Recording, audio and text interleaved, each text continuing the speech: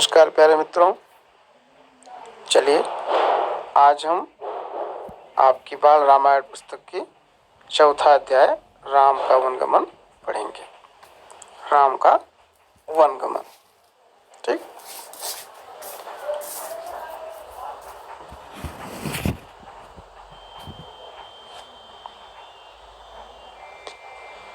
उप भवन की घटनाक्रम की जानकारी बाहर किसी को नहीं थी। मतलब सारी घटना जो है कैकेयी ने उप भवन में संपन्न की। राजा दशरथ से जो मांग की थी राम के लिए और शत्रुघ्न के लिए, ठीक है, अरे भरत के लिए। अब देखिए, कहते हैं कि जो उप भवन की सारी घटना थी वो जो है बाहर उसकी किसी को खबर नहीं थी। यद्यपि सभी सारी रात जागे थे, कैकेयी ने अपनी जिद पर अड़ी हुई। राजा दशरथ उन्हें समझाते हुए नगरवासी राज्याभिषेक की तैयारी करते हुए। गुरु वशिष्ठ की आंखों में भी नींद नहीं थी। आखिर राम का अभिषेक था। दिन चढ़ते के साथ चहल पहल और बढ़ गई। हर व्यक्ति शुभ घड़ी की प्रतीक्षा में था। ठीक। महामंत्री सुमंत्र कुछ असहज थे, ठीक है, मतलब कुछ परेशान थे, क्योंकि उन्हें पता था, उन्होंने इस घटनाक्रम को देखा था। महर्षि के पास आए। दोनों ने महाराज के बारे में चर्चा की। पिछली शाम से किसी ने महाराज को नहीं देखा था। कुछ लोगों के लिए इसका कारण आयोजन की व्यस्तता थी। महर्षि ने सुमंत्र को राजभवन भेजा। समय तेजी से बीत रहा था। शुभ घड़ी निकट आ रही थी। सारी तैयारियां हो चुकी थी। केवल महाराज का आना शेष था। मतलब राजाभिषेक की सारी तैयारी हो चुकी थी, बस वहाँ राजा दशरथ को पहुंचना था। सुमंत तत्काल राजभवन पहुंचे। कैकेयी के महल की सीढ़ियां चढ़ते हुए सुमंत्र को एक अनजान डर ने घेर लिया। ठीक, मतलब उन्हें कुछ अशुभ लगा। अंदर पहुंचे, देखा कि महाराज पलंग पर पड़े हैं, बीमार, दीनहीन। ठीक। सुमंत्र का मन भांपते हुए कैकेयी ने कहा, चिंता की कोई बात नहीं है मंत्रीवर। महाराज राजाभिषेक के उत्साह में रात भर जागे हैं। ठीक। मतलब कैकेयी जो है सुमंत्र को कहती है कि चिंता मत करिए, जो ये राम का राज्याभिषेक है, इस खुशी में जो है ये भी रात भर जागी है। वे बाहर निकलने से पूर्व राम से बात करना चाहते हैं। कैसी बात? सुमंत्र ने पूछा। तक जब कैकेयी ने कहा कि वे बाहर जाने से पूर्व राम से बात करना चाहते हैं, तब सुमंत्र ने पूछा, कैसी बात? कैकेयी ने कहा, मैं नहीं जानती, अपने मन की बात वे राम को ही बताएंगे। आप उन्हें बुला लाइए। ठीक। दशरथ ने बहुत क्षीण स्वर में राम को बुलाने की आज्ञा दी। क्षीण मतलब बहुत टूटे हुए स्वर में, बहुत धीरे से उन्होंने बोला। सुमंत्र के मन में कई तरह की आशंकाएं थी, पर वे उन्हें टालते रहे। राम के निवास के बाहर भारी भीड़ थी। लक्ष्मण भी वहीं थे। भवन को सजाया गया था। उसकी चमक दमक देखने की योग्य थी। सुमंत्र को देखकर कोलाहल बढ़ गया। ठीक है, क्योंकि अब जो है भीड़ को लगा कि अब वो राम को लेके आ रहे हैं राज्याभिषेक के लिए, इसलिए वो लोग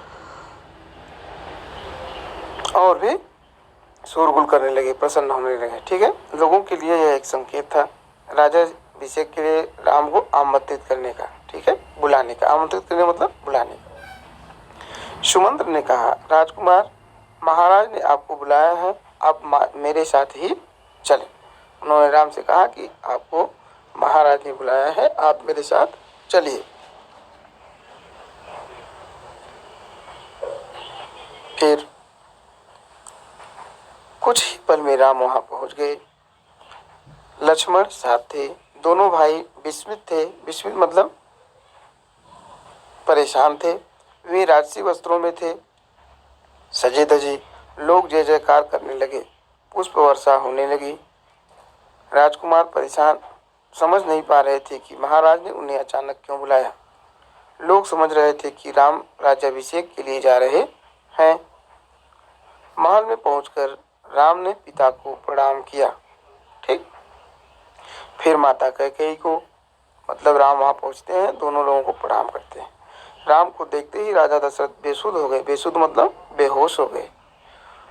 उनके मुंह से एक हल्की सी आवाज़ निकली। राम, उन्हें होश आया तब भी वे कुछ बोल नहीं सके। ठीक, मतलब बेसुध हो गए, फिर कुछ देर बाद उन्हें होश भी आया और उन्होंने राम बोला, फिर उसके आगे नहीं बोल सके। थोड़ी देर तक चुप्पी रही, असहज सन्नाटा, कोई कुछ नहीं बोला। तो राम ने पिता से पूछा, क्या मुझसे कोई अपराध हुआ है? कोई कुछ बोलता क्यों नहीं? आप ही बताइए माते। जब वहाँ कोई कुछ नहीं बोलता है तब राम को लगता है मुझसे कोई गलती हुई है क्या, कोई क्यों नहीं बोल रहा है। तब वो कैसे करते हैं कि आप ही बोलिए। महाराज दशरथ ने मुझे एक बार 2 वरदान दिए थे, मैंने कल रात वही दोनों वर मांगे हैं, जिससे वे पीछे हट रहे हैं। यह शास्त्र सम्मत नहीं है। शास्त्र सम्मत मतलब शास्त्र के अनुसार नहीं है, रघुकुल की रीति के विरुद्ध है, रघुकुल की जो नीति है, नियम है, उसके विरुद्ध है। कैकेयी ने बोलना जारी रखा। मैं चाहती हूँ कि, कैकेयी बोलती है ना, कि मैं चाहती हूँ कि राज्याभिषेक भरत का हो और तुम 14 वर्ष वन में रहो। महाराज यही बात तुमसे नहीं कह पा रहे थे।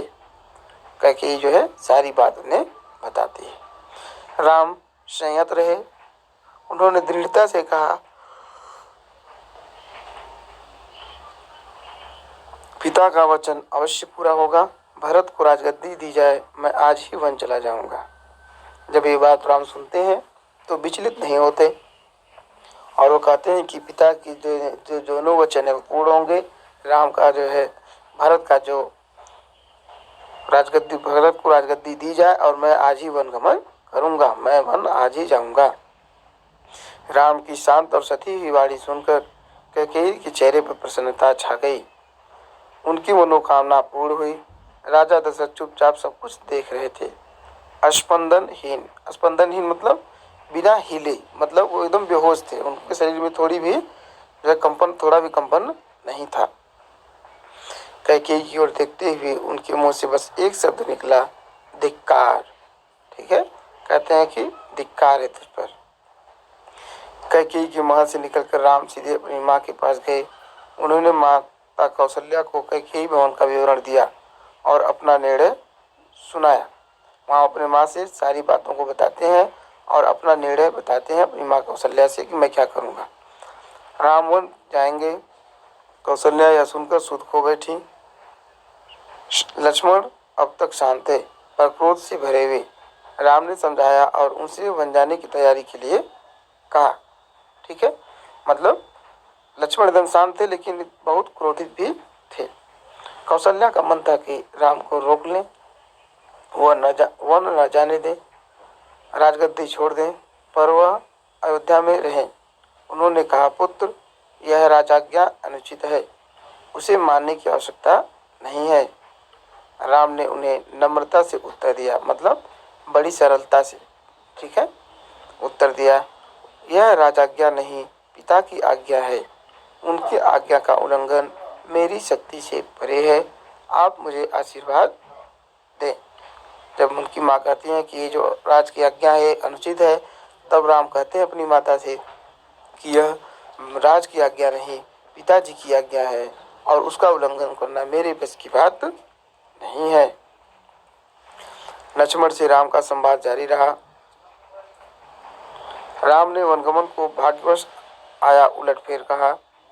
लक्ष्मण इससे सहमत नहीं थे, वे इसे कायरों का जीवन मानते थे। उन्होंने राम से कहा, आप बाहुबल से अयोध्या का राज सिंहासन छीन लें, देखता हूँ कौन विरोध करता है। तब जो है राम कहते हैं, अधर्म का सिंहासन मुझे नहीं चाहिए, मैं वन जाऊंगा, मेरे लिए तो जैसा सिंहासन वैसा ही वन। ठीक, कौन कहता है? राम। कौशल्या ने स्वयं को संभाला, उठी और राम को गले लगा लिया। वे राम के साथ वन जाना चाहती थी। राम ने मना कर दिया, कहा कि वृद्ध पिता को आपके सहारे की अधिक आवश्यकता है।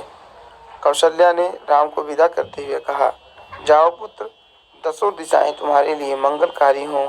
मैं तुम्हारे लौटने तक जीवित रहूंगी। ठीक, मतलब ये राम के लिए मंगल कामना करती हैं। कौशल्या भवन से निकलकर राम सीता के पास गए। मतलब कौशल्या जी के भवन से निकल कर के राम सीता के पास गए, सारा हाल बताया, विदा मांगी, माता पिता की आय का उल्लेख किया, उनकी सेवा करने का आग्रह किया, कहा प्रिय तुम निराश मत होना, 14 वर्ष के बाद हम फिर मिलेंगे। राम के वनगमन का समाचार तब तक सीता के पास नहीं पहुंचा था। राम को देखकर कुछ आशंका हुई, अनिष्ट की, अनिष्ट मतलब कुछ गलत होने की, ठीक है, बुरा होने की। राम ने विदा मांगी तो सीता व्याकुल हो गई, क्रोधित भी हुई, निर्णय पर प्रतिवाद किया, मतलब निर्णय का विरोध किया। राम नहीं माने तो सीता ने उनके साथ जाने का प्रस्ताव रखा।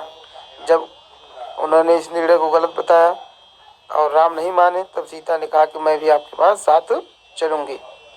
सीता ने कहा मेरे पिता का आदेश है कि मैं छाया की तरह हमेशा आपके साथ रहूं। अंततः राम को उनकी बात माननी पड़ी। सीता कहते हैं कि मेरे पिताजी ने कहा है कि तुम सदैव अब जो है राम की छाया बनकर रहना। और अंत तो हुआ ये कि राम को उनकी बात माननी पड़ी। तभी लक्ष्मण भी वहां आ गए। ठीक है, तभी लक्ष्मण भी वहां आ गए। फिर हुआ क्या, वह भी साथ जाने को तैयार थे। राम ने उन्हें इसकी स्वीकृति दे दी, शीघ्र तैयारी करने को कहा। राम चाहते थे सीता वन न जाए, अयोध्या में रहें, वे इसकी अनुमति दे चुके थे। फिर भी उन्होंने एक और प्रयास किया, मतलब राम चाहते थे कि सीता जो है सीता वन न जाए, लेकिन ये इसकी अनुमति दे चुके थे। फिर भी उन्होंने एक प्रयास किया। सीते वन का जीवन बहुत कठिन है, न रहने का ठीक स्थान, न भोजन का ठिकाना, कठिनाइयाँ कदम कदम पर। तुम महलों में पली हो, ऐसा जीवन कैसे जी सकोगी। तब राम के प्रश्न का उत्तर देते हुए सीता कहती हैं और मुस्कुरा दी। उन्हें पता था कि राम अपने दिए वचन से पलट नहीं सकते। ठीक है, राम वन जा रहे हैं, यह समाचार पूरे नगर में फैल चुका था। नगरवासी दशरथ और कैकेयी को धिक्कार रहे थे। कुछ देर पहले तक जहां उत्सव की तैयारियां थीं, वहां उदासी ने घर कर लिया। मतलब जहां खुशी का माहौल था, वहां उदासी छा गई।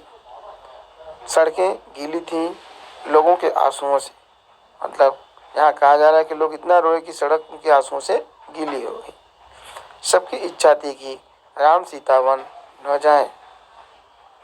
सभी की इच्छा थी कि राम और सीता वन न जाएं। वे उन्हें रोकना चाहते थे पर बेबस थे। राम, सीता और लक्ष्मण जंगल जाने से पहले पिता का आशीर्वाद लेने गए। जब तीनों लोग राम, लक्ष्मण और सीता जंगल जाने के लिए तैयार हो गए, तब अंत में वह जो है पिताजी से अपने पिता के आशीर्वाद लेने के लिए जाते हैं। महाराज दशरथ दर्द से कराह रहे थे। तीनों रानियां वहीं थीं, मंत्री आसपास थे। मंत्रीगण रानी कैकेयी को अब भी समझा रहे थे। क्षुब्ध थे, क्षुब्ध मतलब नाराज थे, पर तर्क का साथ नहीं छोड़ना चाहते थे। ज्ञान, दर्शन, नीति, रीति, परंपरा सबका हवाला दिया। कैकेयी भी अड़ी रही। ठीक, कैकेयी भी मानने को तैयार नहीं थे। राम ने कक्ष में प्रवेश किया तो दशरथ में जीवन का संचार हुआ। मतलब उनके अंदर कुछ उत्साह आया। वे उठकर बैठ गए। उन्होंने कहा पुत्र, मेरी मति मारी गई है, मैं वचनबद्ध हूँ। मेरा ऐसा निर्णय करने के लिए विवश हूँ, पर तुम्हारे ऊपर कोई बंधन नहीं है। मुझे बंदी बना लो और राज संभालो। यह सिंहासन, राज सिंहासन तुम्हारा है, केवल तुम्हारा। ठीक, राजा दशरथ राम से कहते हैं कि मैं वैसा ऐसा वचन देने के लिए बद्ध हूँ, लेकिन तुम ऐसे जो है इसे मानने के लिए बंधन जरूर, मतलब मानना तुम्हारे लिए जरूरी नहीं है। तुम बंधन मुक्त हो, तुम मुझे जो कैदी बना लो और राज सिंहासन संभालो। पिता के वचनों ने राम को झकझोर दिया। वे दुखी हो गए, पर उन्होंने नीति का साथ नहीं छोड़ा। आंतरिक पीड़ा, आपको ऐसा कहने पर विवश कर रही है। मुझे राज्य का लोभ नहीं है, मैं ऐसा नहीं कर सकता। आप हमें आशीर्वाद देकर विदा करें। विदाई का दुख सहन करना कठिन है, इसे और न बढ़ाएं। कौन कहता है? राम। राम अपने पिताजी से कहते हैं कि आपके पर वचन जो है, मतलब उनके वचन सुनकर बहुत दुखी होते हैं कि ये ऐसे कैसे सोच सकते हैं मेरे बारे में। ठीक है, कहते हैं कि आप जो है आशीर्वाद देकर मुझे विदा करिए। विदाई का दुख सहन करना कठिन है, इसे और न बढ़ाएं। ठीक है। इसी बीच रानी कैकेयी ने राम, लक्ष्मण और सीता को वल्कल वस्त्र दिए। राम ने राजसी वस्त्र उतार दिए। वल्कल वस्त्र मतलब तपस्वियों का। ठीक है,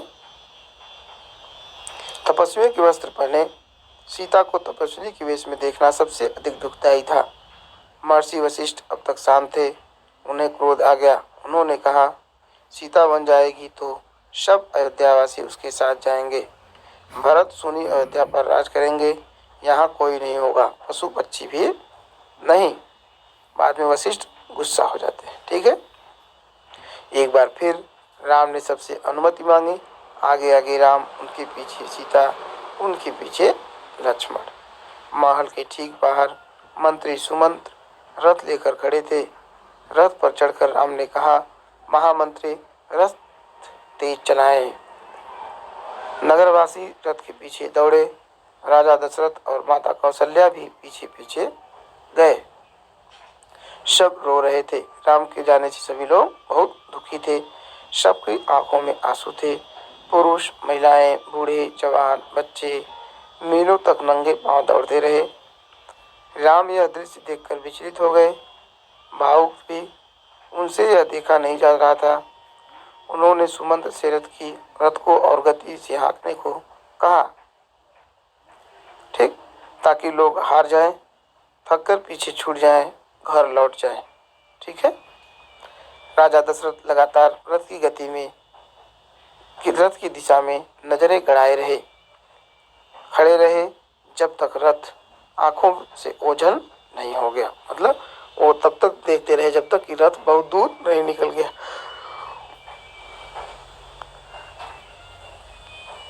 रथ दिखना बंद हुआ तो वे धरती पर गिर पड़े। रथ दिन भर दौड़ता रहा। वन अभी दूर था।